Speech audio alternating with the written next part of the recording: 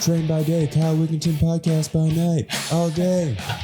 Nick Gliemann. And first of all, shout out to AR Muscle and what is it, AR Esports? Yeah, for letting us use this space. So shouts out Travis. Thank you for letting us use it. Love it when I come in town and work out at your gym. It's always awesome. And my boy Nick, man, dude, good to see you. Yeah, you too, man. You're always good, dude. Always. Hey, I can tell you've been in the sun, meditating in the sun. I do. Before we started the podcast, he was saying how he was meditating on the roof every day, which is dude, I absolutely proper, love it. Totally proper. Do you think it's proper? Yeah. Just go on the roof and be out in the sun. And well, like, so there are some people that say, don't expose yourself to sun, wear sunscreen and all that stuff. How do you feel about that? There are, a lot of sunscreens, there's all kinds of chemicals in them. I think that's really mainly the issue, as long as you have the right skin tone, the UV index is right for your skin, and it makes you feel good. And you're using the right SPF, Well, I never use sunscreen. I don't think necessarily it's needed at all. I like nothing for a lot of the time. Yeah. But maybe like a coconut oil for like a naturally occurring SPF, like really low. See, I'm trying to test the theory of skin cancer. Yeah, I'm going to see if I actually get it. And I probably already have it. Who knows? I mean, I feel like that cancer is still feeding off of somebody's, it doesn't necessarily have to do with the sun. It's actually more of like, what are you putting on your body? What are you ingesting? A diet. And then how are you feeding that cancer? Why is your body in a state to feed that cancer? And then the sun just exacerbates an already pre-existing susceptibility to, something cancerous. I can see that.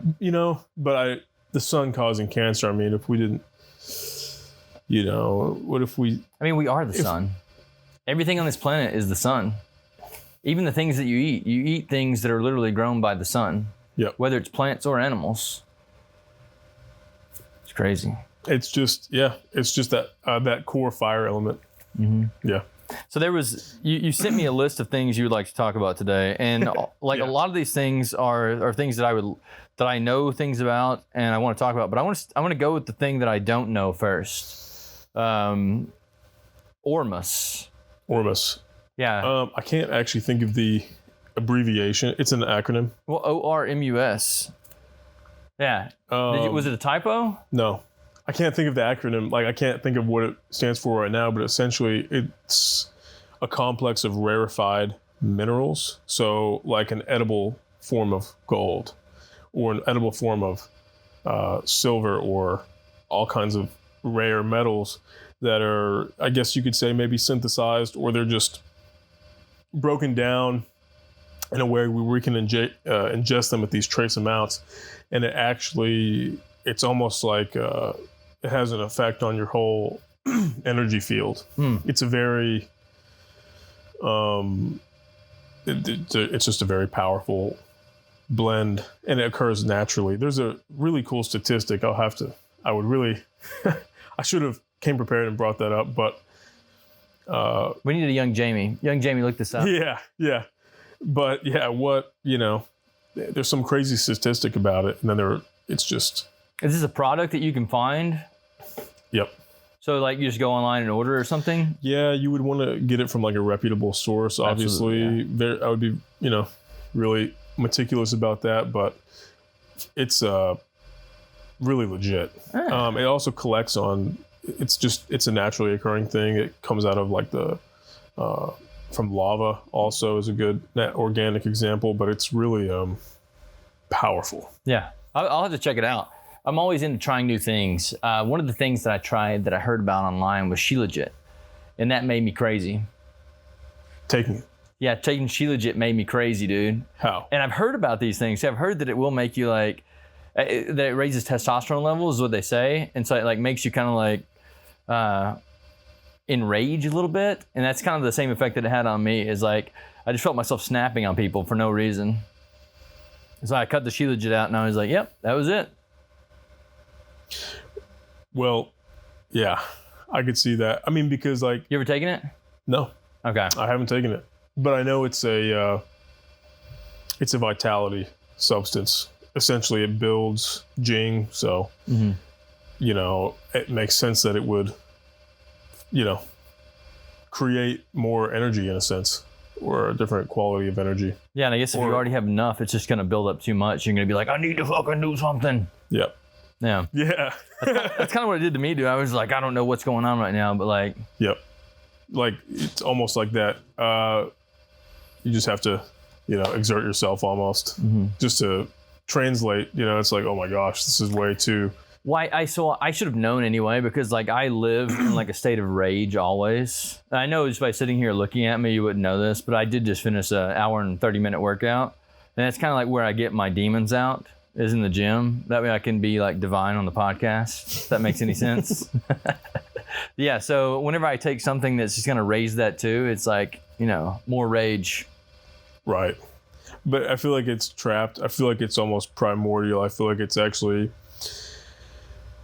to different extents, but I feel like everybody has that rage, and it's like, well, what's better to be for rage to be there and presenting itself to be resolved, or hidden and buried? You know, what's actually worse? I mean, as long as you can to explode, right? Whenever you do that kind of, yeah, or it just causes, I would imagine, disease and health, and you're just compressed in a sense, you know. I think the stress is the same way. 'Cause we were talking about stress before the podcast, and like a lot of people that live these very stressful lives, they end up getting sick because of that. Yeah, I think a lot of people, most people, maybe even everyone, because we all have stress, but to different degrees. But I think we're fighting, it's a stress addiction. I think we're totally locked into an addiction to that chemistry. And just like any kind of food or other habit, I feel like we're really addicted to stress.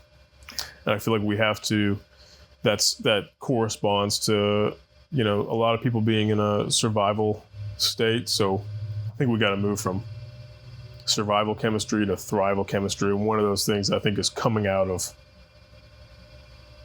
stress chemistry. Do you think it's possible to not be addicted to stress? Yeah. Because like, why would someone get addicted to stress? Like, well, it's adrenaline and all the other hormones. So it gives you energy. It, you know, it's just like an adrenaline junkie kind of, but maybe not as extreme. It's kind of like once you don't have that spike of adrenaline, also what's happening is you're losing your adrenals. You know, they're getting weaker too. So they're not able to produce a natural amount of adrenaline that you need to be regulated. So when your adrenaline's spiking and like, you know, it's just volatile, you're also in a sense atrophying. You're making the adrenal glands weak. It's because they're always overworking, kind of like the insulin resistant And stuff. it's a lot of it's the caffeine or any kind of substances that overstimulate the adrenal glands constantly. They can't power down, and then you get burnout, and then people just think it's life. Right. Yeah, it's kind of like the same way as diabetes, right? Like when you're constantly eating sugar, you're constantly producing insulin, which then gives you insulin resistance. You're overworking your organs. Fundamentally, you're overworking the organs. Yeah. Yes. And that's where I feel like people's attention needs to go. I feel like we got to shift from this like Go muscles, even, I mean, obviously, you know, you want a lot of the more muscle mass, the most muscle mass you can get, you know, with the least amount of friction. But, you know, really focusing on the organs, I think is pretty, the move really, because you want to feel good. You want to. Yeah, I think as when I was younger, in my 20s, I was having this conversation the other day on a recent podcast, and we were kind of talking about how when I was in my 20s, I was just in that mode of like, I have to work, I have to do this, I have to be better. And then as I got older, it was really psilocybin's what changed all that. But psilocybin kind of opened my mind up to the possibility of the waves. Like life is kind of like a pregnant woman, or not a pregnant woman, but an ovulating woman, where there are certain times that you want to work in order to impregnate life. And there are certain times that you want to not work because it's just not going to do anything. So it's almost like you have to wait for the world to ovulate and then go to work, rather than just work all the time. Does that make sense? I think it's, and I was actually reading about this a few hours ago, funny enough, this kind of what you're saying.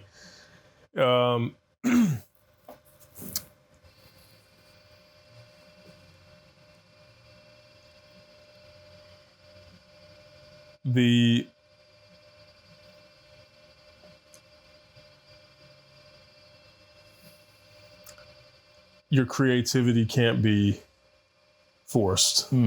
It's kind of like you have to wait.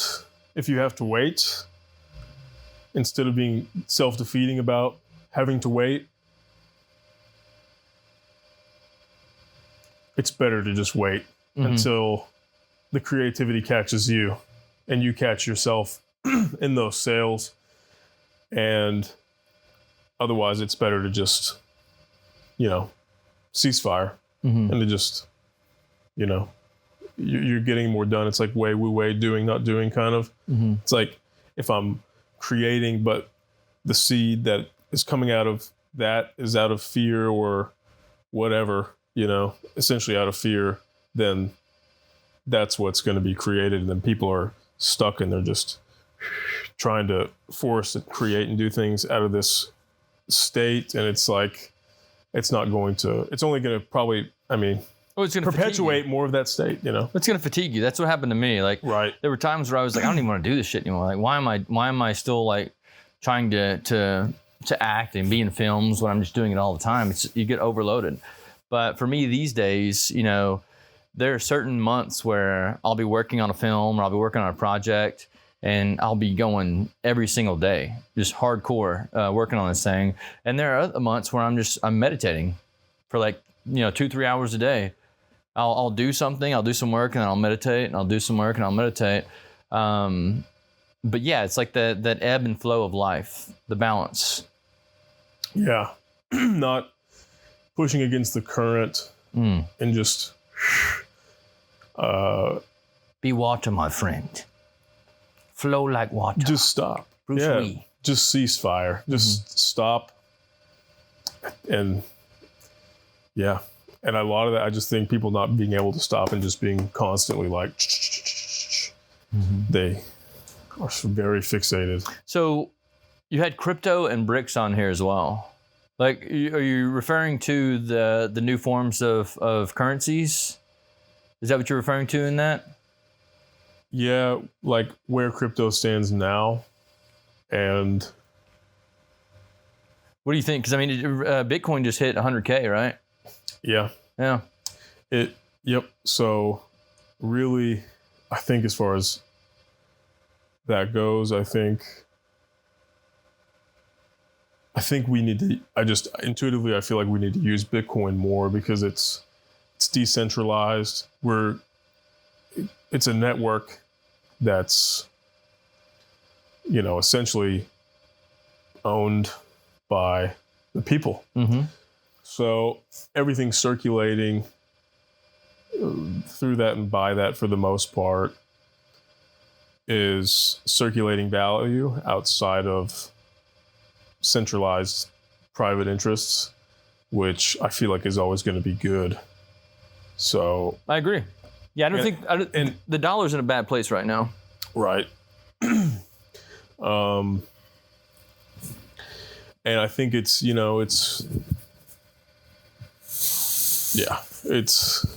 what's going on behind the scenes that are,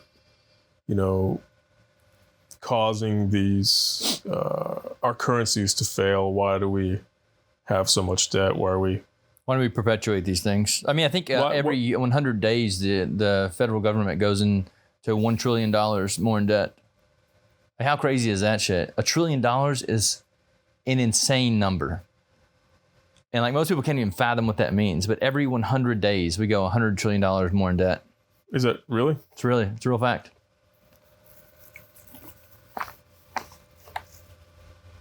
Like think about it, money's not even real. So when people like start talking about this money thing, and we're going $1 trillion in debt every 100 days, like I don't know why anyone actually has money in the dollar anymore. I'm heavy into crypto, so I 100% believe in it. We've been mining it now for 5 years, I think. Yeah. So I believe in it hardcore. I believe in ETH too. I know ETH, a lot of people are dying on it, but if you look at the success of companies, of networks, it's usually the ones that usually succeed are the ones that have the most developers on it. And ETH was the platform that had the most developers on it.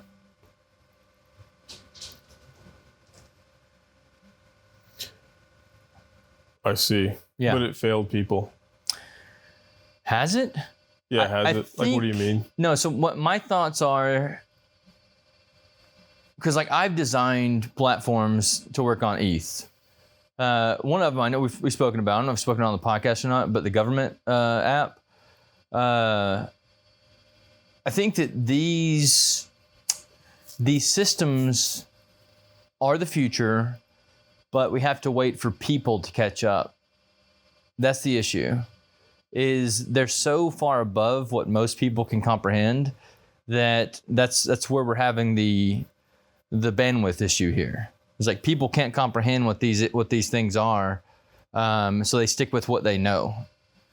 But if you look at the internet, when the internet first came out, people couldn't comprehend that either until GUIs came about, graphical user interfaces. So when the invent of GUIs came about, then people could actually comprehend, okay, I know what's going on the screen here. So it's almost like we have to take these systems that we're designing and dumb them down so that people can understand what's going on. So I think that these are the future. We just have to catch people up to the systems. I think that makes a lot of sense. Yeah. And the technologies that are being created right now with combining blockchain technology with AI, it's crazy, the amount of stuff we can do. And even the NFT realm, like a lot of people think NFTs are a scam, but NFTs actually have a lot of value to them as well. And it's not just that the digital picture has value. The value in NFTs comes with the programming language behind the digital image. So one of the systems I designed with NFTs is if you take a musical artist and you take their album that they're going to release, and then you attach their streaming rights to the NFTs, then you can ship the NFTs out to your fans, your biggest fans, or to people that already have a huge audience, and you give them an NFT. And you say, every month, whenever my streaming rights come in, you're going to get a piece of this pie. So now you have a revenue generating asset. Okay? And every time that NFT resells, the artist gets a percentage of that. So they can sell their streaming rights. They can basically sell a piece of them. And then the more money that the people who have the NFTs, they get more money if they're pushing your music. So now you have your own marketing team.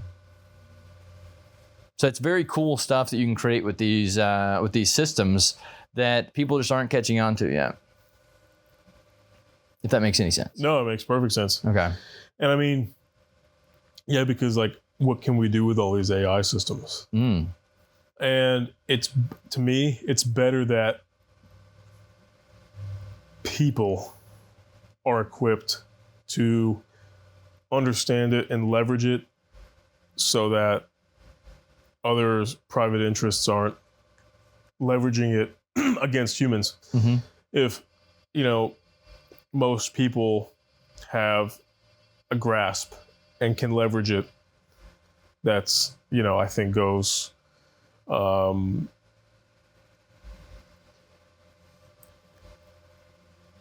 think that, steers AI in a way where it's regulated by people. Mm-hmm. In a sense, it's actually, more people are keen on it, and it's not a foreign thing from the outside that we have to throw sticks and rocks at, you know? So I feel like it's best for, and crypto to me is almost like the currency behind that model because it's decentralized, it's owned by the people. It's almost a community project. Yeah. In a sense, and I think it's great. I completely agree. Yeah, I think that's one of the reasons, one of the big reasons that our school systems are set up the way they are is to keep people dumbed down so they can't understand these new systems like this. So my biggest thing now is like, how do you actually communicate these systems to people so that they can understand them? Because I do this with my parents a lot. My parents are, in their 60s. And I'm like, if I can explain this to my parents, then I can probably explain it to other people as well, or especially a younger person who actually knows how to work a computer.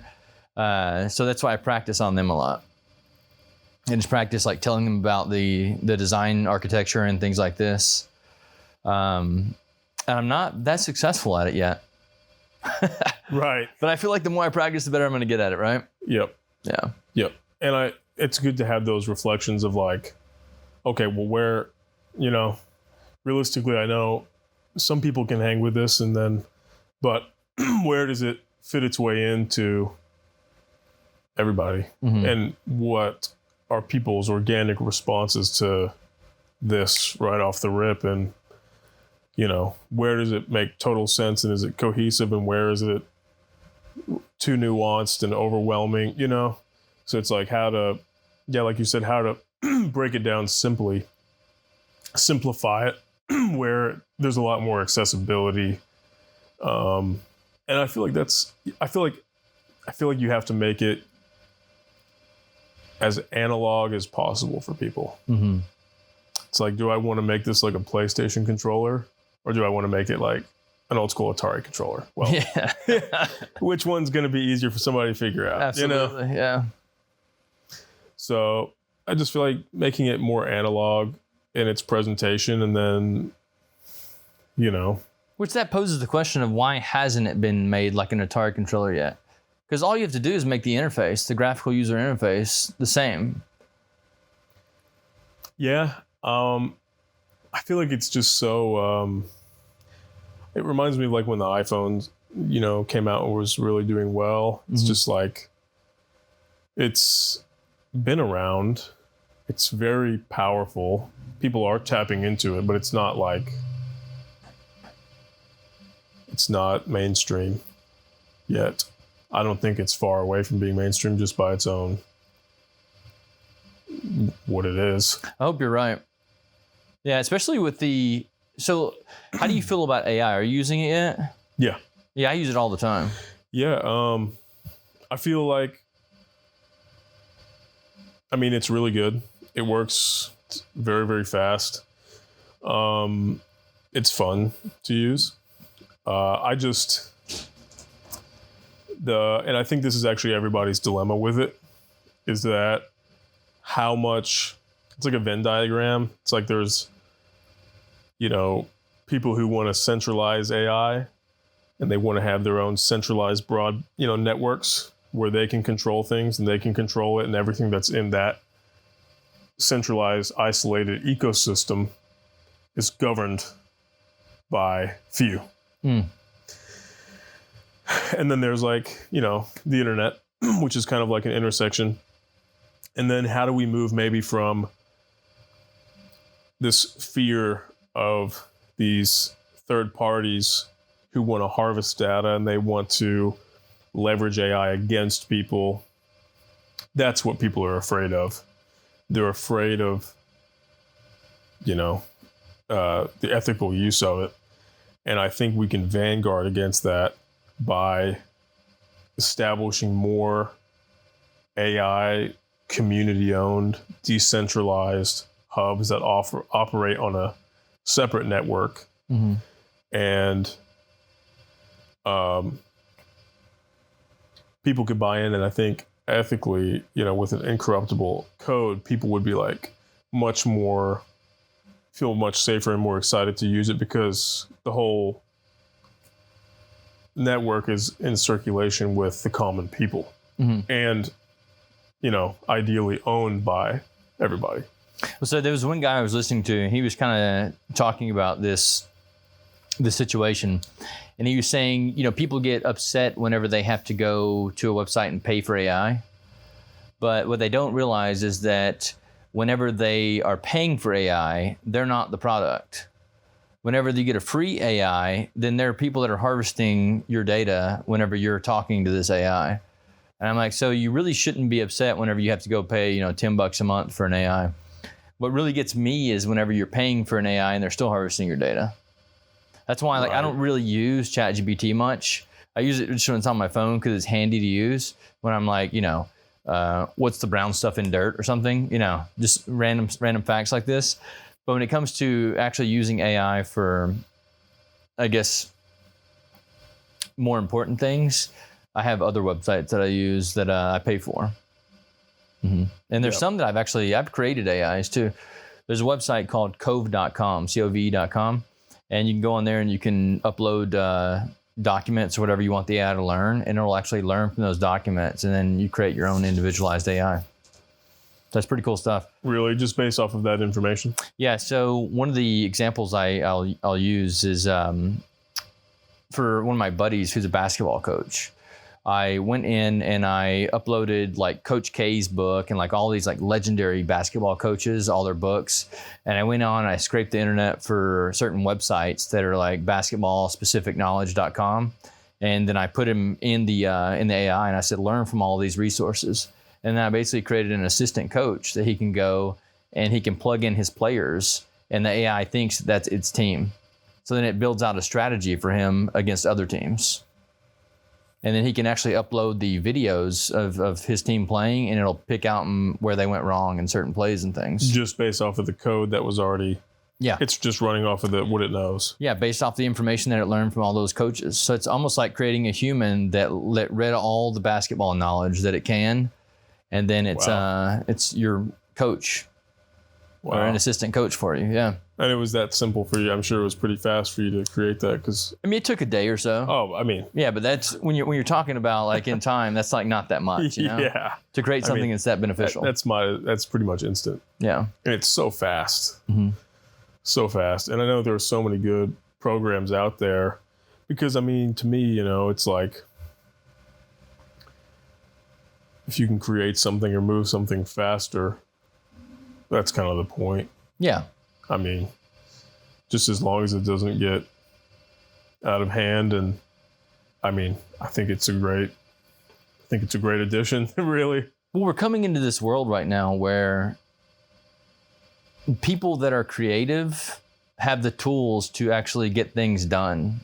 Right. Because exactly. The world that we used to live in, if you were a highly creative person, you would have these ideas, but then you'd be like, okay, now I need an entire team to make this idea come to fruition, where we don't need this anymore. Now you have a team of AIs that you actually take and you say, hey, I need help implementing this idea, and the AIs will help you do it.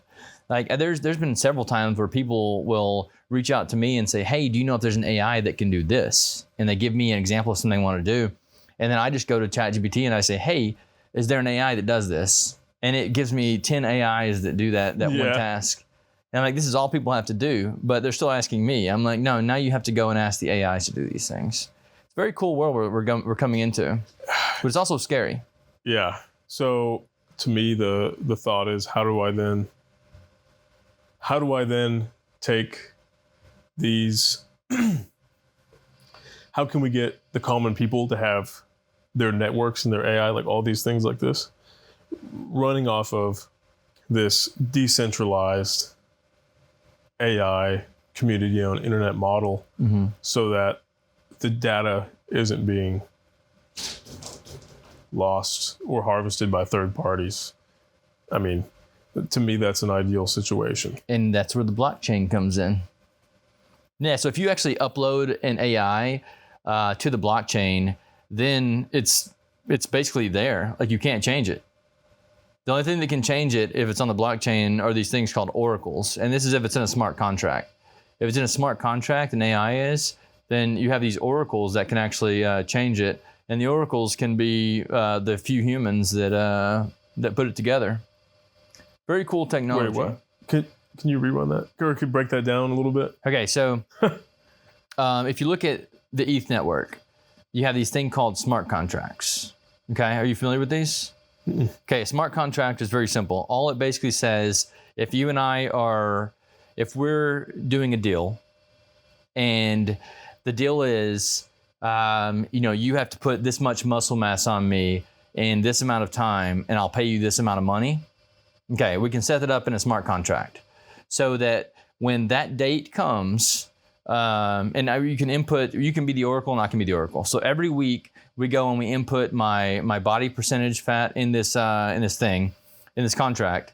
And then whenever the time lapses, if the contract is fulfilled, if you've put the amount of muscle on me, then the money automatically detracts from my account and goes to you. And this is all automatic.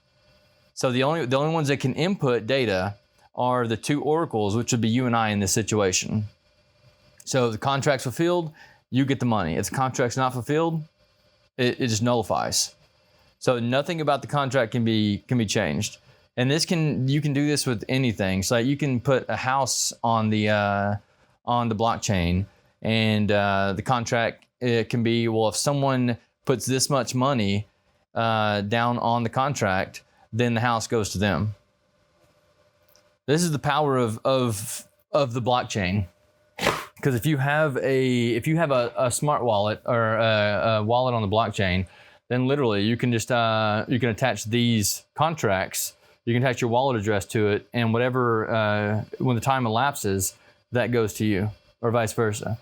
So with the government thing, what you could do is if you set everyone in the U.S. up with a wallet, and then they download the app on their phone, then each time Congress goes to vote on something, it basically goes into the smart contract. We'll have an AI break the bill down into layman's terms, goes into the smart contract, and then gets sent out to all of the United States citizens.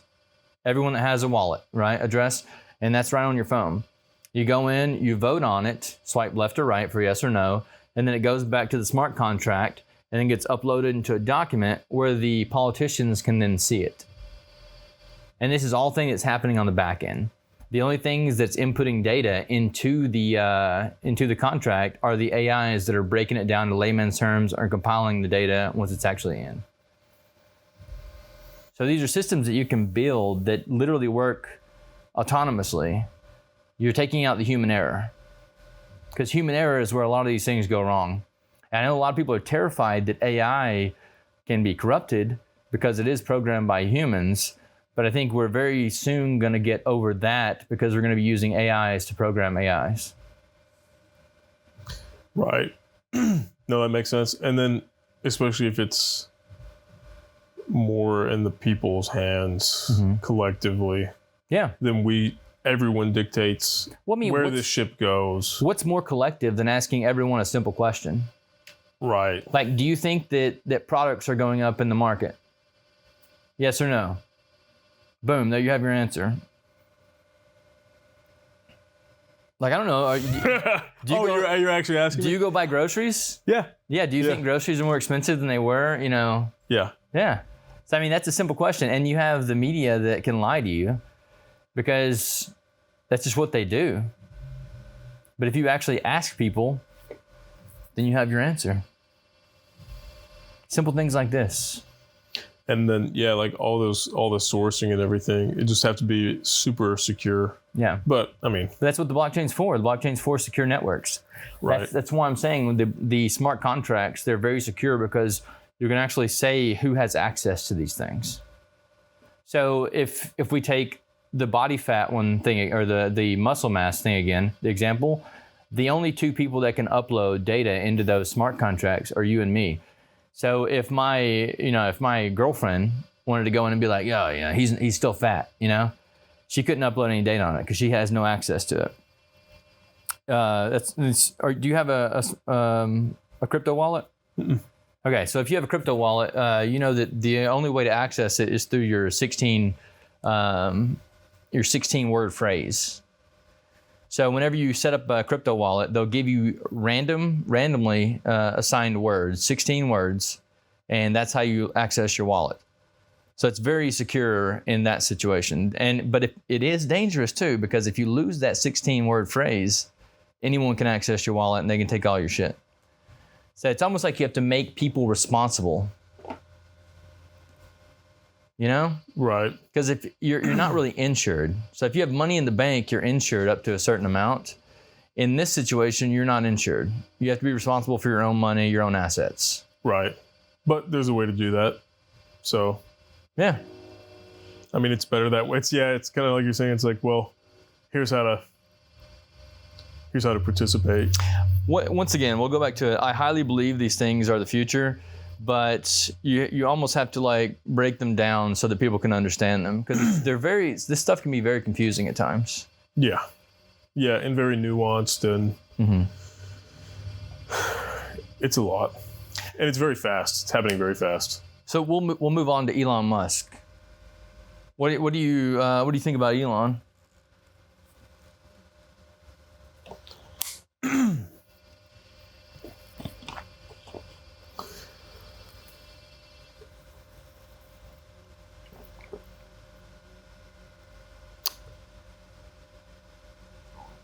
I don't know.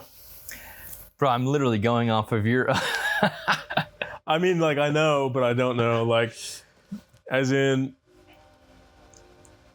he's a character. I don't know what his intentions are. You know what I mean? That's a good question. I don't know there. what his intentions really are.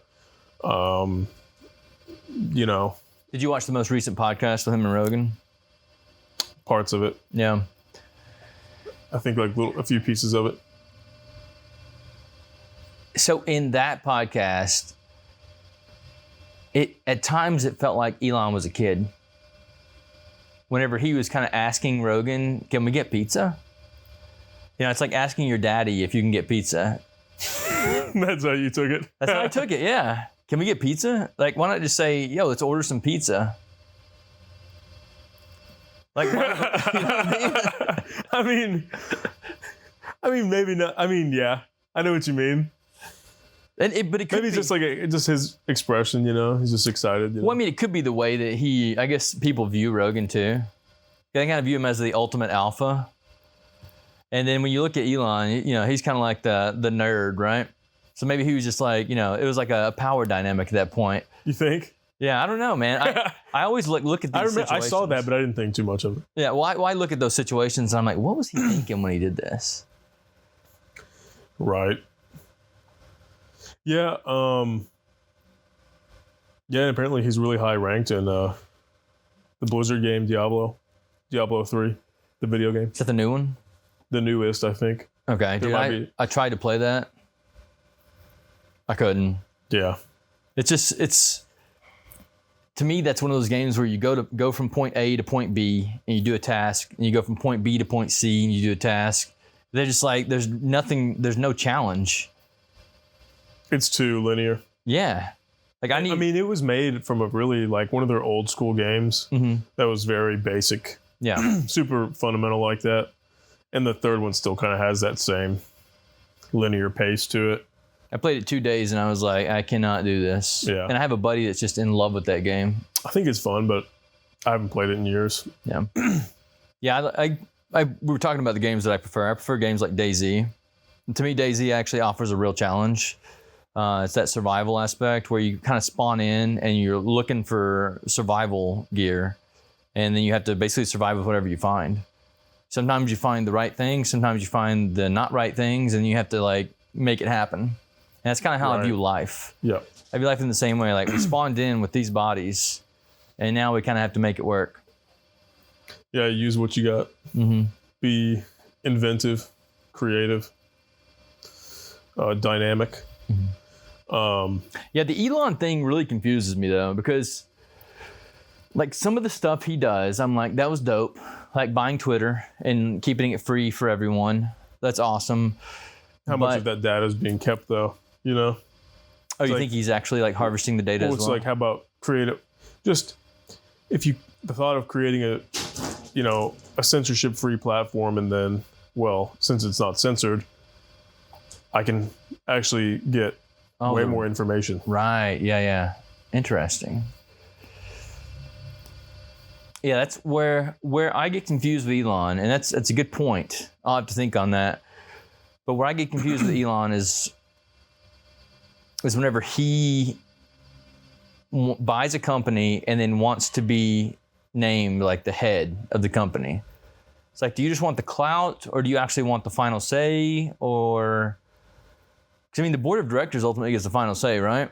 In a company. So it's almost like he just wants the clout. Like he wants to go down in history as the guy who did this. Because even with a Tesla, he bought Tesla from other guys and then basically took the company from them. Did you know this? Mm-mm. Yeah, he didn't actually found Tesla. He bought it from two other guys and then made them in the deal name him like the chair of the company, and then basically ousted them from the company. I see. Yeah, and so Elon's going to go down in history as the guy that started the movement of electric vehicles, but he really wasn't. So that's why I'm kind of like, I'm with you. Like, what is his end goal here? Does he just want to be in the history books? Hard to say. I don't think he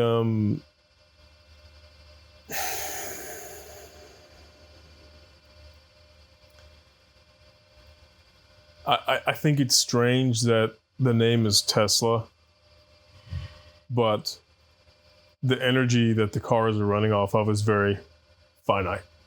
It's running off coal. So it's not it's marketed as, or maybe it's not. It's presented as an eco-friendly alternative, but it's really more depleting than oil right now. So, You've heard him talk about Nikola Tesla? No. Yeah, so he says he respects Nikola Tesla more as a scientist, but he's actually more of a fan of Edison. Well, so it's almost like Elon's more of a businessman than he is a scientist. Yeah, exactly, because Edison was a businessman who was, all those industrial players at that time wanted to get the whole electrical surge, no pun intended, to be captured and monetized. Mm-hmm. And Edison seemed like he was one of those players and was maybe a antagonist to Nikola Tesla. And so him to say that, anybody who's trying to capture free energy and the potentials of that, is not a player for humanity. So, it's just plain and simple. I get it maybe to an extent, but... Say that again. Anyone who's trying to capture free energy is not a player for humanity? Anybody who's trying to make free energy a commodity. Oh, yeah. When they're trying to sell it. Yeah, it's not a player for humanity. Right, I agree with that. Yeah. So everybody who's in that same, running parallel to those same characters, mm-hmm. Tesla to me is almost a bastardized name of Nikola Tesla. Yeah. Very strange. Do you think that he's actually going to ever get to Mars? Do you think that's even possible? Because I've heard some scientists say it's not even possible to get to Mars. That these bodies won't survive. Well, I would say it's... I think as far as technology goes, we can physically get there. Can we stay there?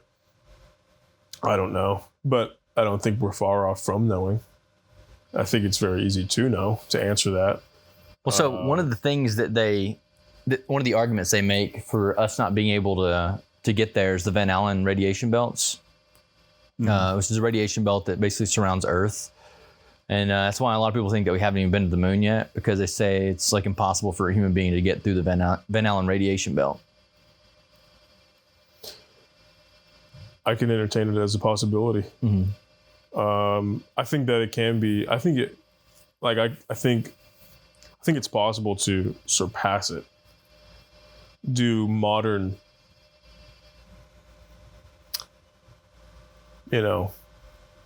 modern classified sources, are they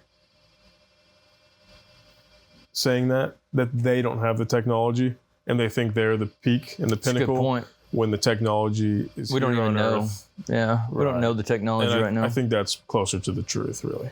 I think that it's very possible. Yeah, it's some black project that we don't even know exists. It's like for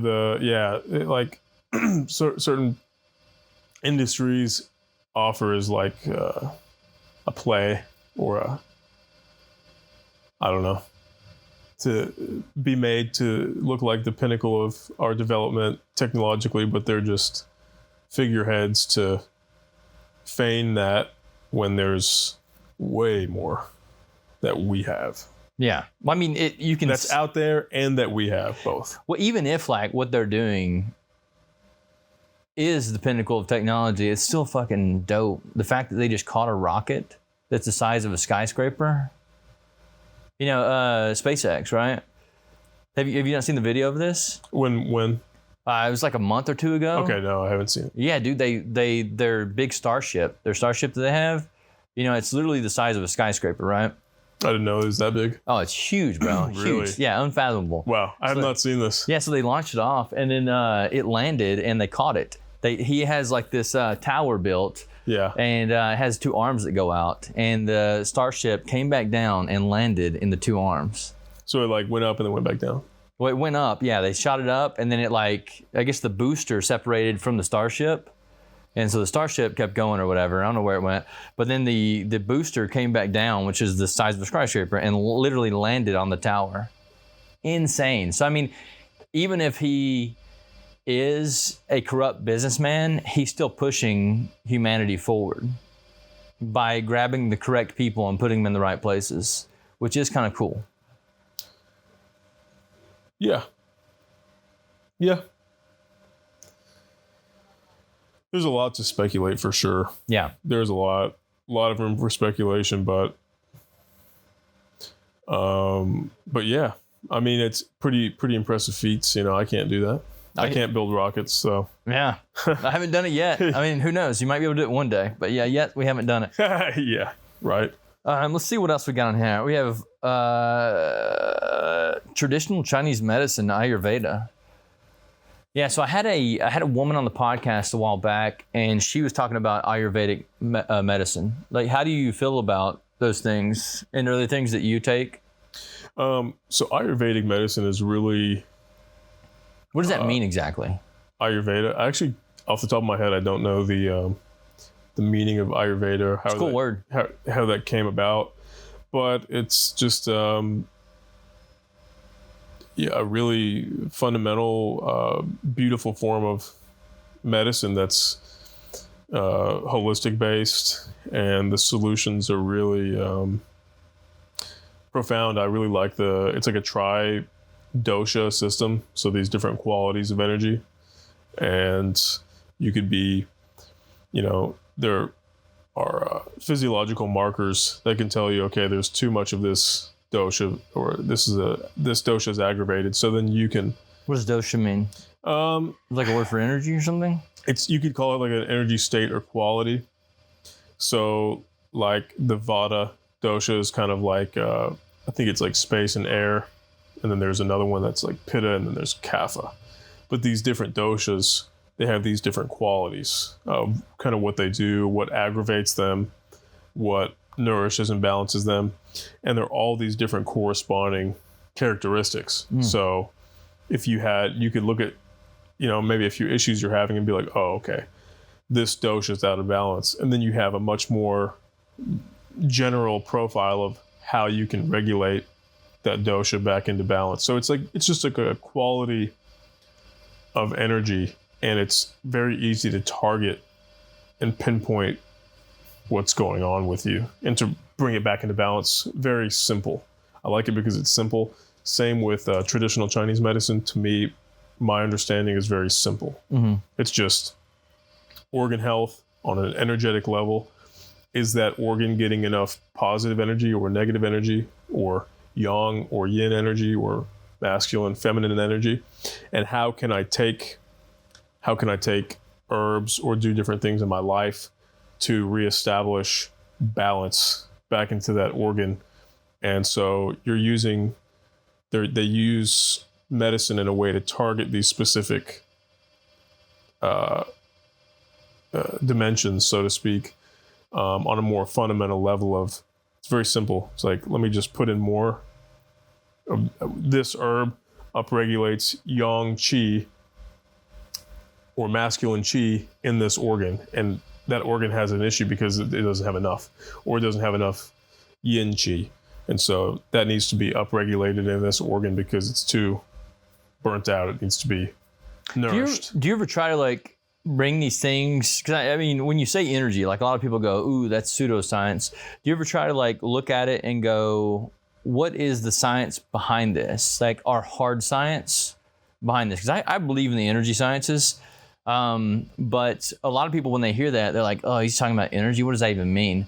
But I think there is like a material aspect to this. So for instance, if you're putting a certain herb in your body, you're probably also giving your body minerals and nutrients that this herb possesses, which is then going to that organ and upregulating or downregulating that organ. Correct. So it's basically putting the correct building blocks in your body, right? Right. And those building blocks, it creates, well, it could be a building block, it could be taking away something, or it could be a lifestyle practice that also upregulates the energy, but nonetheless, it's still scientific. It's just a more subtle essence of science that, you know, it's a little bit more nuanced than looking through a microscope, but it can be proven by the scientific method. It's just more Eastern subtle science. It's more subtle. It's more of a spiritual science, you know. Yeah. It's the intersection of that more fundamentally, which is why those traditional Chinese medicine and Ayurveda are so revered, because they have a very very mapped out holistic approach.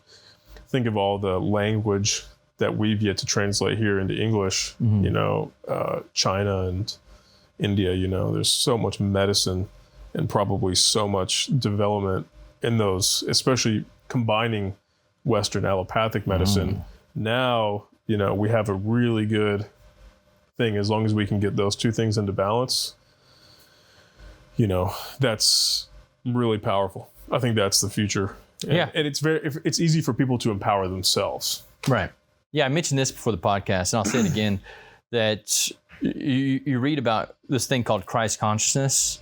And what they say is, you know, you have to take the Western hemisphere, or you have to take the left hemisphere of the brain and the right hemisphere of the brain and combine them together in the corpus callosum to achieve Christ consciousness. And when we're talking about elevating consciousness on the planet, I think what you're saying and what I believe is that you have to take Western philosophy and Eastern philosophy and combine them together. So it's the same thing with Western medicine and Eastern medicine. You have to combine these two together to actually achieve an enlightened consciousness on the planet. I could see that, because there's a certain, when energy's moving to the east, it's kind of almost moving in a more spiritual direction. When energy's moving to the west, it's moving into more of a, like you were saying, material direction. So there is that contrast there for sure taking place. And I mean, it's an ebb and flow. So for it to correspond to duality, even in the human body, also makes sense. Yeah. Yeah, I do that with a lot of things, man. Like if I'm kind of like working through a problem, and it seems like a huge problem, right? Complex. Yeah. Then what I'll do is I'll break it down to like the smallest I can, and a lot of times that does equate to the human body. It's like if you look at the human body and you actually scale that up, and you go, okay, the planet kind of works very similar to this. Yep. I mean, really, all life, micro, macro, it's all based on the. We're based on the torus. The torus field. So the Earth has a torus field. Apples have it. Atoms have it. Trees, human body. It's just that running parallel to all those systems. So yeah, we're gonna, you know, as above, so below, all that good stuff. As within, so without. Love it. As within, so without. Did I say that shit all the time? I love it. And then let's see. You got. I mean, do you want to talk about the DNA stuff? I mean, we don't have to. Really, just in essence, it's fundamentally what's being repressed in our DNA. You know, what happens when higher frequencies of energy start coursing through our DNA and activating our DNA, activating gene expression and releasing hormones by natural consequence of just higher frequency energy interacting with your DNA. It's just, I think, something worth mentioning, and it's something that's upcoming in the world that people are talking about, and it's just one of those things that's really important to have. It's kind of nuanced, but it's important to have a very thorough breakdown so people feel sovereign and empowered in that by their own judgment and understanding. But essentially, the DNA is it's like a very sensitive antenna, and it's like our etherical core to source, to God. So it's like, needs to be preserved, and fundamentally it exists on that plane. And it's something that, if you can, the more higher frequency energy that's moving through your DNA responds to that. And that's a powerful mechanic. That's something that's going on with, a rise in frequency and a rise in consciousness that, and so that's fundamentally the phenomena that's taking place. Is this frequency is passing through, this light is passing through your DNA and activating and turning on DNA expression. Right. And so whenever you say like the higher frequencies, are you talking about just being happier? Because happiness is a higher frequency than sadness, right? Sure. Yeah. Yeah. I mean, getting away from the stressful life is what you were talking about. Fear and love is a good way of looking at it. The fear band frequencies, they very slow wave, and frequencies are waves. They're oscillating waves. So that slow wave, fear, it's a very slow wave, is only hitting certain points of the DNA. Correct. And you get a higher frequency, it's going to hit more points. Correct. And that's more light. It's fundamentally more light that's actually passing through the DNA. And, that's something to consider, that's going on within the body. I totally believe in that. There's actually a guy, I forgot his name, but I've watched 2 podcasts on him now, and he's speaking so far above what I can understand that I'm just like lost when I'm listening to his podcast. But it sounds like what you're saying, but the scientific version of it, where he's talking about the light pathways that go through the body, and he's a neuroscientist. So he's basically breaking it down from a scientist's perspective, saying that I've been working on brains, my entire career. And one of the things he started doing was red light therapy on the brain. So whenever he's actually cutting someone's brain open and doing surgery on them, he'll have a red light shining down on the brain, because he said that actually helps them heal faster. Really? He's a surgeon? Yeah, neurosurgeon. Yeah. I can look up his name and send it to you later, but I can't think of it right now. But I've seen a couple podcasts he's done, and he done one with Andrew Huberman. So Andrew Huberman, are you familiar with Andrew Huberman? Yeah. Andrew Huberman, the guy that is like a music producer that has a long white beard. What's his name? Rick Rubin. Rick Rubin, yeah. And then the other guy.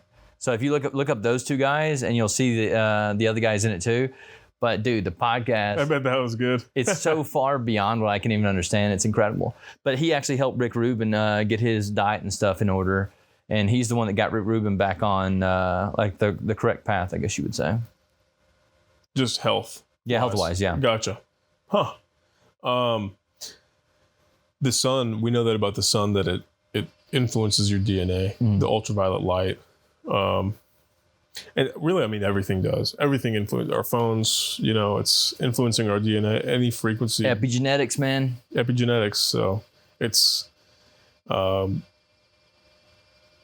just something I think for everybody to consider, or just be aware of, as the collective frequency is raising, what's going on here on the level of DNA, what's taking place.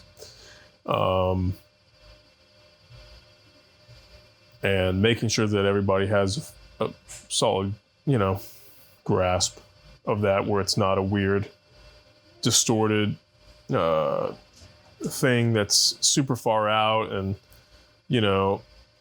ultra alternative and strange. It's very simple.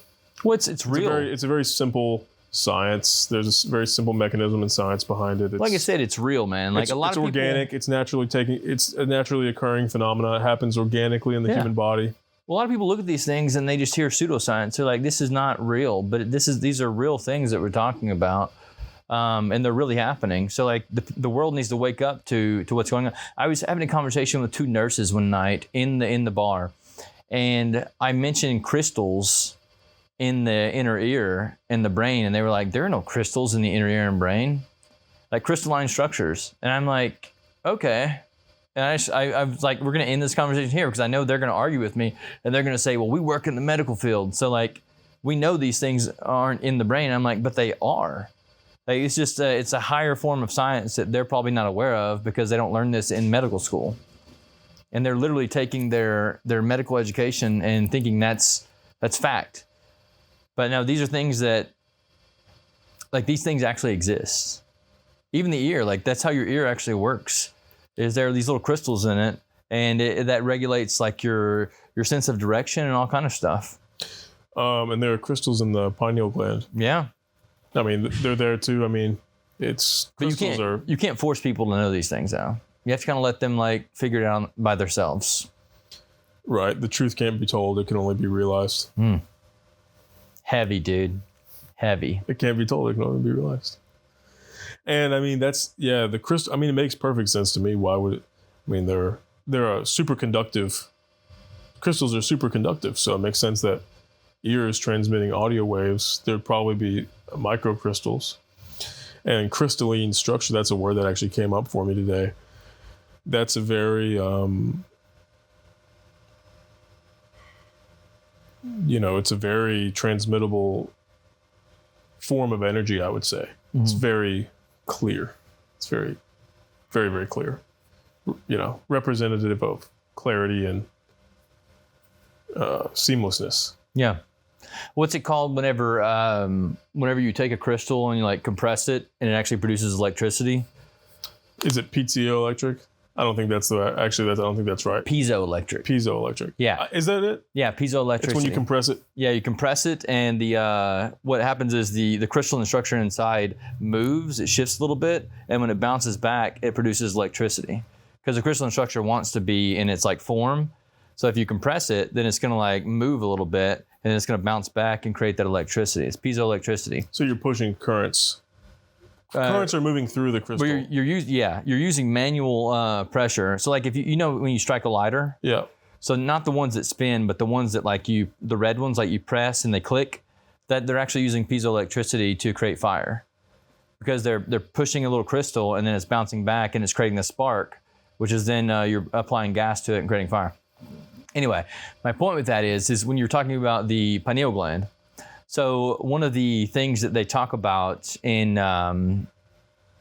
esoteric philosophies is that whenever you're meditating and you're creating this internal pressure in the brain, because you're circulating the cerebral spinal fluid into the brain, and you're creating this pressurized self in the brain, what you're doing, or pressurized sense in the brain, you're compressing the pineal gland, and then when it's sparking back, you're actually creating the light in the brain. That's how the mechanism works. Yeah, it's piezoelectricity in the brain. I see.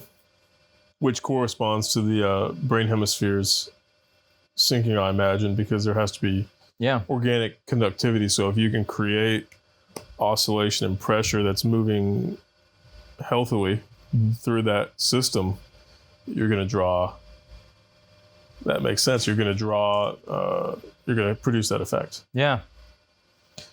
I've not heard it broken down like that, but it makes a lot of sense intuitively. Mm-hmm. That energy being compressed like that. That's pretty interesting. Yeah. Even just how it works with even just the lighter. But that's what I said. It's real science. But when you start talking about it and people you don't break it down in that kind of way, they're just like, oh, this is make believe. And it's like, no, it's actually real science, and this is how the body actually works. Right. This is it's just energy. I mean, it's energy. How do you map it? It's subtle. It's, measurable in a sense. Makes perfect sense to me. Well, Nick, is there anything you want to leave the people with today? Leaving the people with, Because my belly's growling. yeah, good vibes, good food. Yeah, I need some good food for sure. I'm feeling that too. I'm hungry. That's about it though. Well, dude, I really appreciate you sitting down with me and having this chat. As always. I love it every time that I come in and get to have a conversation with you. You always stimulate my mind. Likewise. And, yeah, dude, I appreciate it. Thanks, brother. Yeah, likewise.